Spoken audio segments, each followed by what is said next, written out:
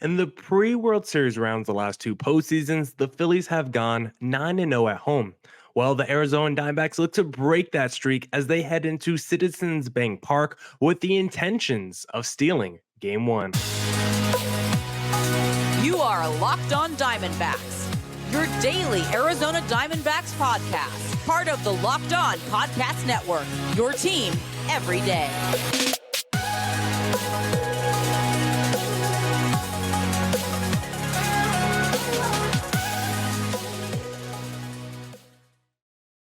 Welcome into the Locked On Diamondbacks podcast, part of the Locked On Podcast Network. Your team every day, listening to who? Always charismatic host of this podcast, Millard Thomas. I'm a multimedia journalist and I'm a graphic designer. Been hosting this podcast since 2020, and now I get to see the D-backs in the playoffs in the NLCS. I'm so excited to see what's going to happen in Game 1. Please check out millardthomas24.myportfolio.com to see all my latest work.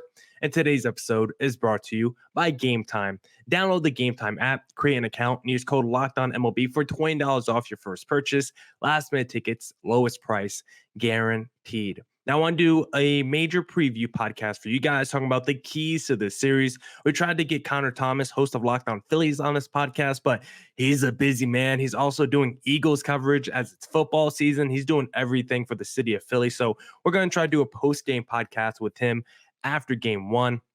But for today's podcast, we're going to be previewing Game 1, talk about the D-backs heading into Philadelphia, and doing keys to this series, because that's where I first want to start. I want to start with some keys to the series. What do the D-backs need to do if they want to, take down the reigning NL champs, right? Because the Philadelphia Phillies are looking to go to their second straight World Series. This team is loaded in their lineup. Very good rotation. Bullpen has been playing well in the postseason. A lot of money committed to this Philly squad. So they want to go to the big dance. They have big aspirations, but so do the D-backs. Yes, they might be early in their development. They might just be coming out of a rebuild, but nothing is guaranteed in sports. And when you do have a window, an opportunity to win it all, you have to take advantage of those situations. And so that's what the D-backs are going to try and do this postseason as they try to knock off the Philadelphia Phillies and get back to their first World Series since 2001. So the first key to this series that the D-backs need to do is something that they've already been doing, but can they keep it up? Can the D-backs continue to knock their starters out early? Now, this can either be done through patience or production, because we've seen the D-backs offense be very productive against these opposing starters in the postseason, right? The D-backs so far have scored 21 runs across 13 and 2/3 innings pitched on opposing starters this postseason. Really good numbers. And when you consider some of the talent that the D-backs have gone against, the Corbin Burns, who have won a Cy Young in the last couple of years, right? Freddie Peralta, a very coveted and one of the most well-respected starting pitchers in Major League Baseball, all-star. Clayton Kershaw, legend in the game. You don't even need to go down his resume. So the D-backs have done it against some really good starters already this postseason. And against the Brewers, we saw a little bit more patience against those starters, right? Against the Corbin Burns and the Freddie Peraltas, like both of those guys gave up 4 runs apiece, but the D-backs didn't start those games out early with first inning bombs or anything like that. Like, they put on runs as they got to the third, fourth, the middle innings of that ball game. They really had drawn out at bats. Remember, one of those at bats in that series was Alec Thomas, that 14 pitch at bat that ended in a home run. Most pitches in postseason history that ended in a home run. So the D-backs did a really great job of just working counts in that Brewers series, making the Burns and the Peraltas work. Like, I think Peralta in his start did go into the 6th inning, but when you give up 4 runs, when you pitch as many pitches as he did, like, we were at least able to really work those starters in the Brewers series. And I think the D-backs need to continue to do that. You can also do what you did against the Dodgers. Like, there's no right way to skin the cat here, right? Against the Dodgers, the D-backs want to drop down the hammer early. They did that within the first 3 innings, right? We know what the D-backs offense did against Clayton Kershaw in that first inning. Only 1 out recorded for a Clayton Kershaw. Bobby Miller, again, 3 spot on the board for him. And then, of course, the cherry on top, game 3, third inning, 4 home runs against Lance Lynn, most home runs in a single inning in postseason history. So we've seen the D-backs be both patient against this Brewers rotation, and we've also seen them be productive against that Dodgers rotation. This D-backs offense so far in the postseason has just been able to do both, right? Because we know this D-backs team has been one of the high scoring teams in the postseason. The OPS is off the charts, but we really haven't talked too much about the D-backs patience, or we have, but maybe we haven't emphasized it enough because the D-backs are seeing 4.14 pitches per a plate appearance in this postseason, which leads all teams. They are also seeing, they also have 10 two-strikeout RBIs this postseason as well. So they're seeing more pitches than any other team this postseason. And then even if you do get the count to 2 strikes, this D-backs team is not afraid. They are coming through with those 2-strike opportunities not every single time, but it feels like every single time. Some of the biggest moments of the D-backs this postseason have come with 2 strikes. They have delivered time and time again. So it's like, if they're going to see the most pitches, and then let's say you do have like an 8 pitch at bat against the D-backs, it's a full count. You're just trying to not walk the guy. Well, guess what? That might not even be the worst case scenario because there's a guy on second and you got 8 pitches already thrown to Ketel Marte. Well, guess what? If there's 2 strikes, that 9th pitch may not be a walk. It may not be a strikeout. It might be a double off the wall where someone's scoring, and it's probably Corbin Carroll if there's a man on second. So you got to be careful with this D-backs offense because they have been great at being patient and productive at the plate. They have not been chasing pitches this postseason. Lowest chase rate of any team this postseason. Only 23.3% of the time are they chasing pitches outside of the strike zone. And the D-backs are going to need to continue to do that against the front line of the Philadelphia Phillies because when you look at what Aaron Nola and the Zach Wheelers will even throw the Ranger Suarez's of the world into this conversation, when you look at that rotation has done this postseason, it's been nothing short of magnificent. Aaron Nola in 2 starts, 12.2 innings pitch, 2 earned runs. Zach Wheeler, 13 innings pitch, 3 earned runs. And even a Ranger Suarez, 8.2 innings pitch, 1 earned run.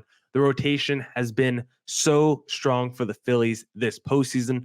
Those guys have been able to go super deep in these ball games, really setting up the bullpen because the bullpen has been solid for the Phillies in the regular season, but it gets better in the postseason because when you have your starters going 6-7 innings every time, it keeps your bullpen that much fresher. And of course, also shortening your bullpen, you're going with your best guys. And that's what we see from both the D-backs and the Phillies so far these playoffs.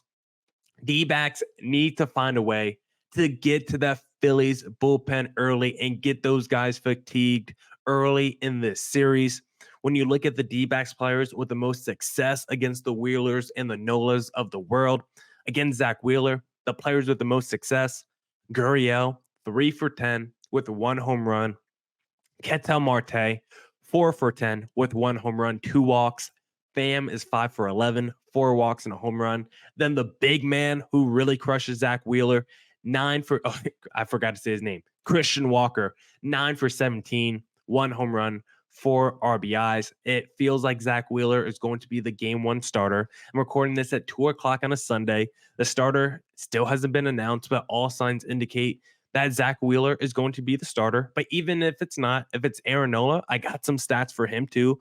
Smaller sample size of individual players against Aaron Nola compared to a Zach Wheeler, but Aaron Nola, for some reason, just hasn't been good in his career against this Arizona team. 7.67 ERA in his career. That's 5 starts dating back to 2015. So those are years worth of sample size. 27 innings pitched against the D-backs, 23 earned runs. And even if you look at a start this year against the D-backs for Aaron Nola, 6.2 innings pitched, 4 earned runs. So the D-backs have had success against these Philly starters, and we'll need to see it on the postseason stage at Citizens Bank Park, where the Phillies seem invincible, but they haven't played the D-backs yet. Now, I got a couple more keys to the series for the D-backs to take down the Philadelphia Phillies. But if you need some tickets for this D-backs versus Phillies series, The place that you need to go to is Game Time because Game Time is the only ticketing app that gives you complete peace of mind with your purchase. See the view from your seat before you buy so you know exactly what to expect when you arrive. All in prices show your total upfront so you know exactly what you're getting without the hidden fees. Buy tickets in seconds with 2 taps. Game Time has deals on tickets right up to the start of the event and even an hour after it starts. That's perfect for me because, guys, I'm someone that always shows up late to everything. My friends usually have to tell me something starts 2 hours early just so I get there on time. And when it comes to concerts, I don't really like seeing the openers all the time, especially if I don't know the artist. So I like to show up late. So Game Time is perfect because I can, if the show starts at 7, I can buy my tickets at 8 o'clock just so I could show up for the main act. So please take the guesswork out of buying tickets with Game Time. Download the Game Time app, create an account, and use code LOCKEDONMLB for $20 off your first purchase. Terms apply. Again, create an account and redeem code LOCKEDONMLB for $20 off. Download the Game Time today. Last minute tickets, lowest price, guaranteed.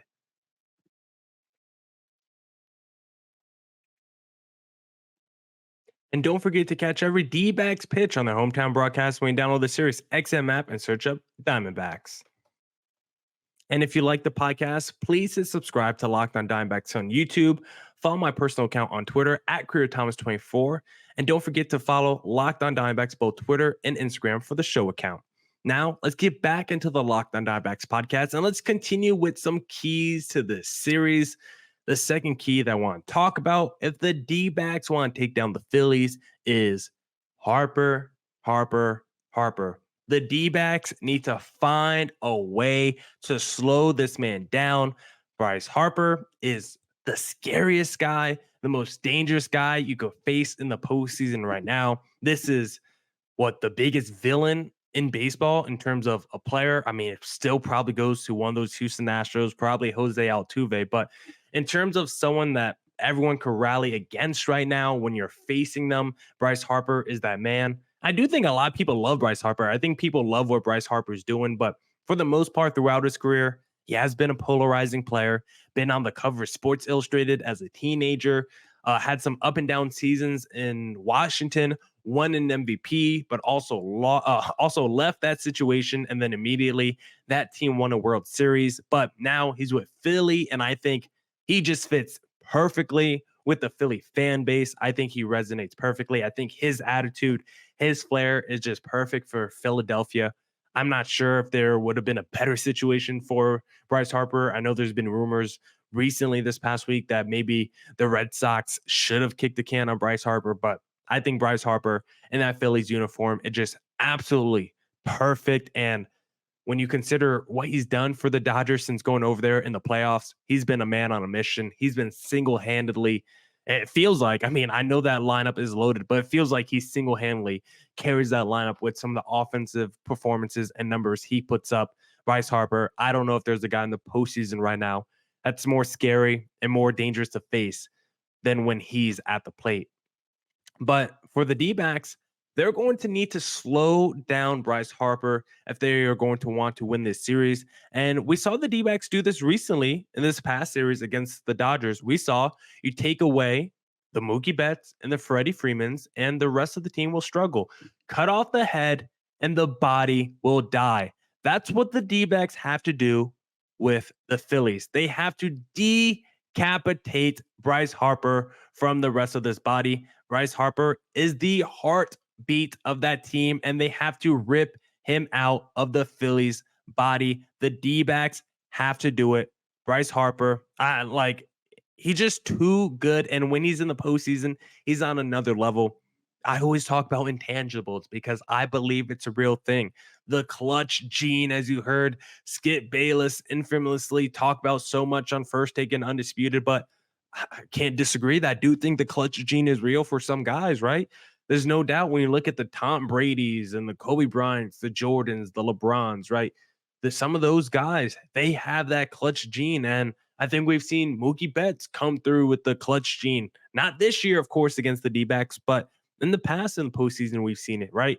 No player has probably exemplified more the clutch gene in baseball postseason than a David Ortiz, right? He put up Hall of Fame numbers in the regular season for the Boston Red Sox, but you go look at his postseason numbers, go check Big Poppy 2013 World Series stats, phenomenal. Bryce Harper is one of those dudes who you look at his numbers on the regular season, they're one thing. He gets to the postseason, the last 2 years with the Phillies, he's a different player. And this Phillies lineup is loaded, but the engine, the emotional heartbeat of this team is Bryce Harper. And I think if you can slow him down, it will mean a lot to this D-backs chance of winning this series.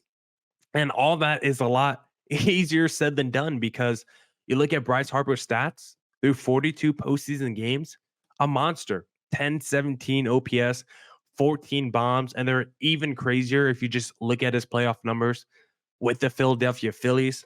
And in his career against the Arizona Diamondbacks, Bryce Harper has played very good against the D-backs, 321 average, 928 OPS in 60 career games against the D-backs. So Bryce Harper, he loves playing against Arizona, and the D-backs are going to need to slow him down if they have any chance of winning this series.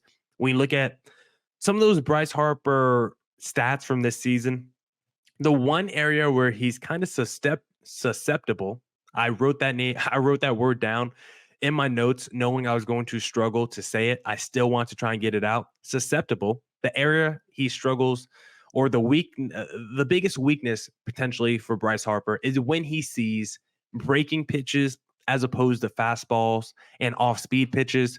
Bryce Harper this season, his numbers are really down against pitches like sliders and sweepers. Don't want to give too many fastballs or hanging curveballs to a Bryce Harper, but sliders and sweepers, you can work with that. Breaking balls are the strength of a Zach Gallen. When you look at his stats by pitching groups, maybe not too much when you look at a Merrill Kelly, but the sweeper is the most effective pitch of a Brandon Pfaadt. So the D-back starters might be potentially matched up very well against Bryce Harper with their strengths versus Harper's weaknesses, but none of that, all that, like I said, is easier said than done when you do face Bryce Harper in a postseason setting. I think you're going to have to stay low and inside or high and away. And that's only if you pitch to Bryce Harper, because I'm also fine like not pitching to Bryce Harper. Like if you want to be super cautious, with him and only pitch him like early in the ball game or when bases are empty. Like if there's any time there's just a runner on first or any time past like the fourth or fifth inning, if you're just like, you know what, automatic intentional walk, like I'm fine with that. Bryce Harper is that scary. Bryce Harper has been that dangerous of a postseason player. And I truly believe you're going to have to do whatever it takes to slow down a Bryce Harper, to not get him going, to make sure he's not the catalyst for this Phillies offense. A lot of people have been saying in the YouTube section, in the comment section on YouTube, the Bryce Harper stare. And that's a real thing. Bryce Harper, after he cranks a home run, is not afraid to look in your opposing pitcher's soul, is not afraid to look in the soul of any opposing player who's been talking trash. The D-backs are not a team that's talking trash. They're a team that is listening to all the outside talk and just internalizing it and using that as fuel and confidence. And hopefully they can do that to slow down Bryce Harper and this Philadelphia Phillies offense. Now, I got one more key to this series that I want to talk to you guys about. But if you want to bet on this series, the best place to place your bets, of course, is FanDuel, because October baseball is back. You can make your postseason debut with FanDuel, America's #1 sportsbook. Join FanDuel today, and you'll get started with $200 in bonus bets guaranteed when you place your first $5 bet. Just visit fanduel.com/lockedon to create your new account. Then you can get in on the action from the first pitch until the final out. Bet on everything from strikeouts to home runs to who will win the game. And if you don't want to wait the whole game to get a W, predict what will happen in the next at bat with quick bets. So head over to fanduel.com/lockedon right now. And don't forget, if you really want to win some money, try out a same game parlay. That's what I love to do. When the D-backs were riding high through those first two postseason series, I was taking the D-backs over on runs with their money line. And that basically, I mean, it didn't hit every game, but when it did hit, it put a little chunk of change in my pocket. So step up to the plate this postseason with $200 in bonus bets guaranteed. Make every moment more with FanDuel, official sports betting partner of Major League Baseball. And don't forget to catch every D-backs pitch on their hometown broadcast when you download the Sirius XM app and search up Diamondbacks. And if you like the podcast, follow me on Twitter, my personal account at CreatorThomas24, or follow the show account Locked on Diamondbacks, both Twitter and Instagram. And please hit subscribe to Locked on Diamondbacks on YouTube.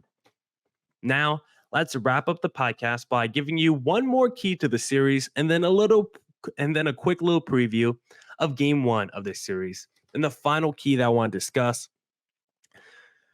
D-backs need to stay focused in Citizens Bank Park. Yes, the D-backs have to go into Citizens Bank Park with an extra level of mental fortitude and toughness because, listen, of course, for the D-backs to win this series, they're going to have to win a road game, right? They're the underdog. They only get 3 games at home. Like, virtue of how math works, the D-backs have to win a road game. But like I said to start the podcast in my cold intro, the Phillies, the last 2 postseasons, pre-World Series round, they're 9-0 or a plus 39 run differential at home. This D-backs team needs to be tough mentally and have that fortitude to go into Philly and win, because this is going to be the most insane environment they've experienced. I know the D-backs are 4-0 on the road so far this postseason, but going into Milwaukee, Wisconsin is not the same as going to Philadelphia. Even going into Los Angeles is not the same as going into Philadelphia. Everyone from players to managers to the own Phillies players have talked about how deafening it can be to play at Citizens Bank Park. This will be something that the D-backs have not experienced yet this postseason. It will be loud. It will be deafening in there. And at times, you won't be able to hear your own thoughts. That won't matter. Silence everybody out. Just lock in when you're at the plate, lock in when you're on the field, and everything else is white noise. I grew up in New Jersey, so I've been to a few Phillies games in my past. Now, they've all been regular season games, but they were loud, they were fun, and I think the Phillies honestly have the best home baseball crowd in Major League Baseball. I'm sorry, D-backs fans. As much as I love going to D-backs versus Dodgers and seeing half the game be filled with Dodgers blue and white, I'm going to have to ride with the Phillies as the best home crowd in Major League Baseball. I haven't been to every stadium, but I've been to close to a third of them. Padres are up there probably at number 2, but the Phillies are just insane. They're obnoxious. They're loud.